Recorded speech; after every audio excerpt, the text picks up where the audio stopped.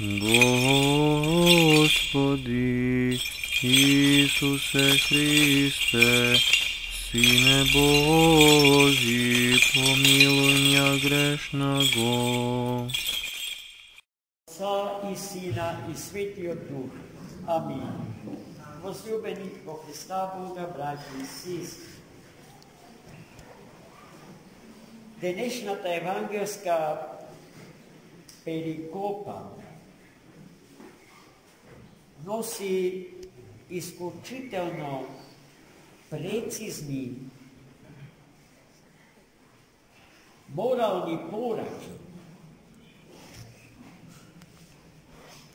до християните на сите времења и до сите поколенија христијани упатени. Целта на денешното евангелско четиво е Христос да не соочи со мртвата вера на човекот, доколку тој својата вера ја темели само врз словото запишано на страниците од најсветата книга, но без да направи обид, подвиг.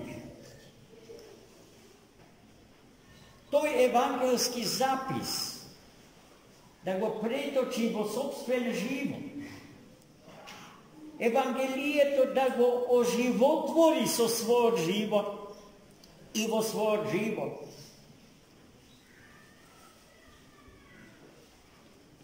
И животот свој да го направи за толку пожив и подействен, доколку го постави врз темелите на евангелската мисла.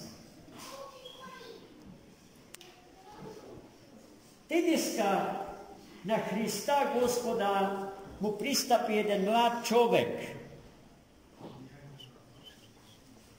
Во личноста на тој безимен, но млад и очигледно образован човек може да се најде секој од нас. Зашто дијалогот што ќе го поведе тој со Христос,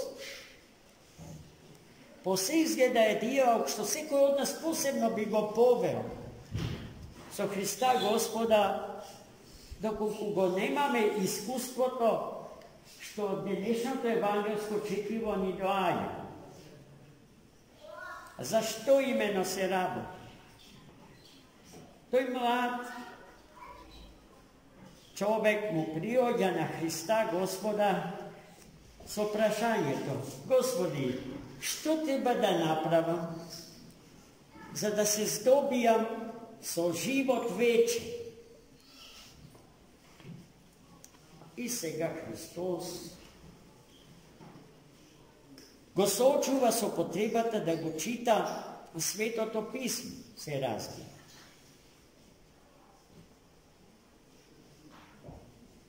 И потоа го прашува дали се труди да ги исполни заповедите Божи запишани во Декалогот Мојсеев,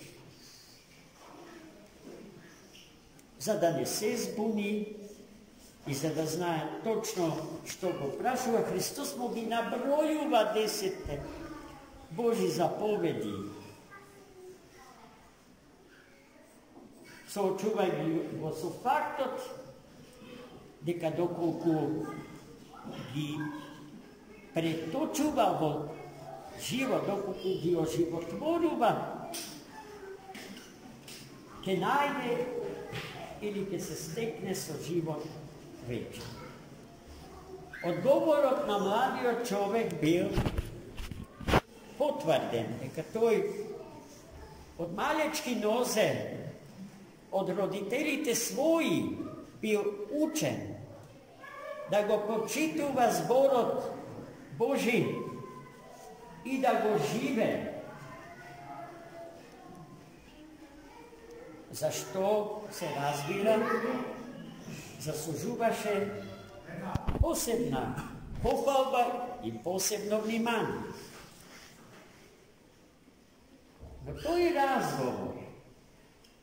Той mlad човек го завърши с още едно прашање, кое што прилично горделиво звучи. А што уште треба да направам, за да станам совршен? Зашто совршениот е човекот што се здобил со живот несмртен. И гледајте сега. Тоа што ќе му го каже Христос нему е прилично драматично, бидејќи зборовите Христови ја допираат севкупната животна драма на тој млад човек. Христос знае, и само тој знае, човекот кој што ги исполнува дословно сите 10 Божи заповеди, кај забегува, каде греши, кој црвец го јаде и ќе го изеде, ако не го излекува. И еве што Христос му вели. Ако сакаш да бидеш совршен, оди, распродај го сиот имот свој и раздели им го на сиромашните. Откако ги чу младиот човек овие зборови Христови упатени до него, се сневесели и си замина од Христа. Зошто? Затоа што беше многу богат. И затоа што за богатството на овој свет беше врзан по бебчето со папочната врвка за утробата на мајката своја. Затоа што на тој човек не можеше ниту Бог, ниту вечниот живот за кого што се распрашуваше цел на неговиот живот, туку земното благо. И тој се правеше да го трупа во амбарите на својот дом, но без да се грижи за духовното благо, без да се грижи да се богати со Бога, со богатството кое што не умира, и со кое што како ќе се обогатиме, ќе станеме вистински граѓани на небесната држава, со која што управува безгрешниот и несмртниот државник Христос.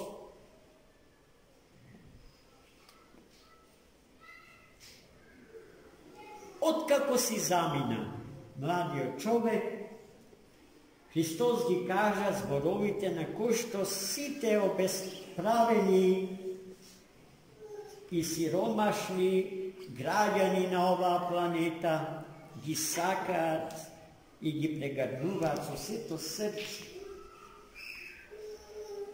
Мачно е, им рече Христос на апостолите своји, богатиот да влезе во Царството Небесно. Поскоро ќе се протне камилата низ иглените уши, одошто богатиот би влегол во Царството Небесно. Да се разбереме. Сите древни тумачи, толкувачи на Светото Писмо, поимот камила го врзуваат за дебелото бродско јаже, а не за животното камило. И сега тој пример што Христос го дава ни станува уште попластичен, уште посватен. Полесно е да протреме бродско јаже низ иглени уши, одошто богатиот да влезе во Царството Небесно. Внимавај, Христос не вели дека е апсолутно неможно богатиот да се спаси. Бидејќи има луѓе кои што располагаат со дарба да стекнуваат богатство.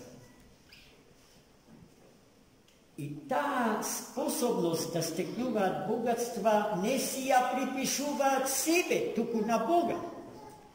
И бидејќи богатството не го сметаат за свое, го делат со сите оние што го нема. Бидејќи Свети Јован Златоуст е ненадминлив во толкувањето на оваа социјална позиција. За да се обогати еден човек, за да стекне богатство поголемо од што реално му треба, треба да осиромаши многу луѓе околу себе си.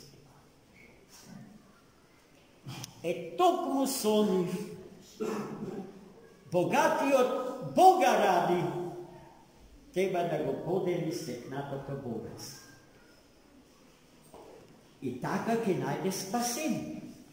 Како што добриот музичар, дарот за музика не го чува само за себе си, туку за сите околу себе си. Или сликарот,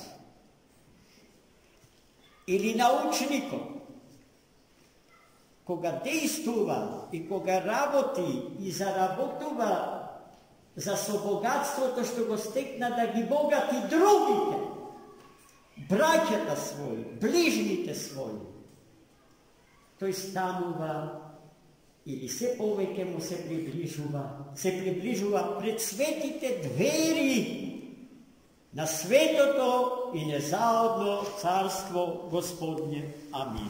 Амин.